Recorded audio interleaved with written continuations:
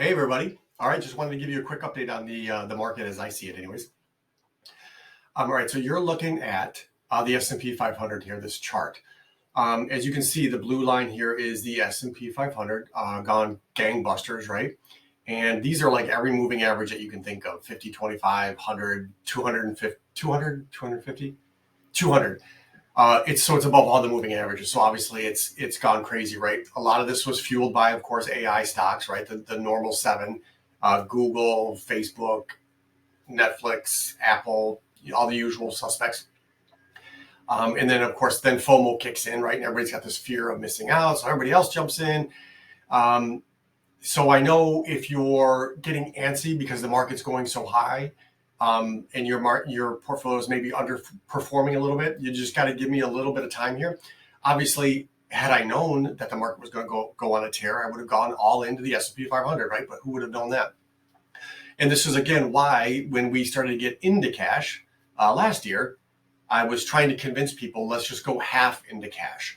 That way, we can at least participate when the market does come back, because we'll never know when it's going to happen. But if it does continue to go down, we'll only lose half because we're only half in the market. Of course, some of you didn't listen to me and are all in cash. So now we have the second problem was, when do we get in, right?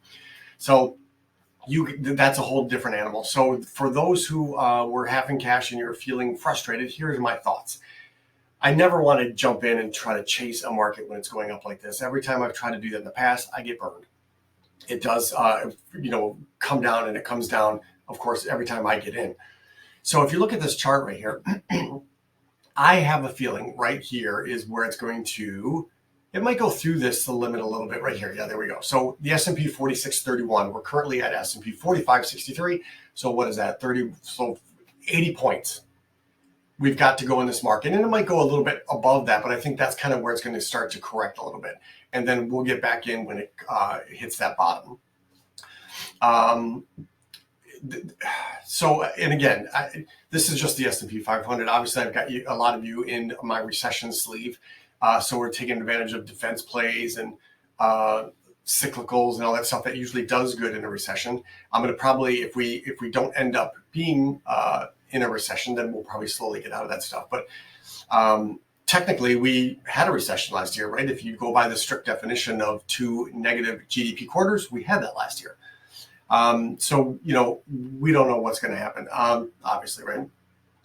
So that's kind of my thoughts.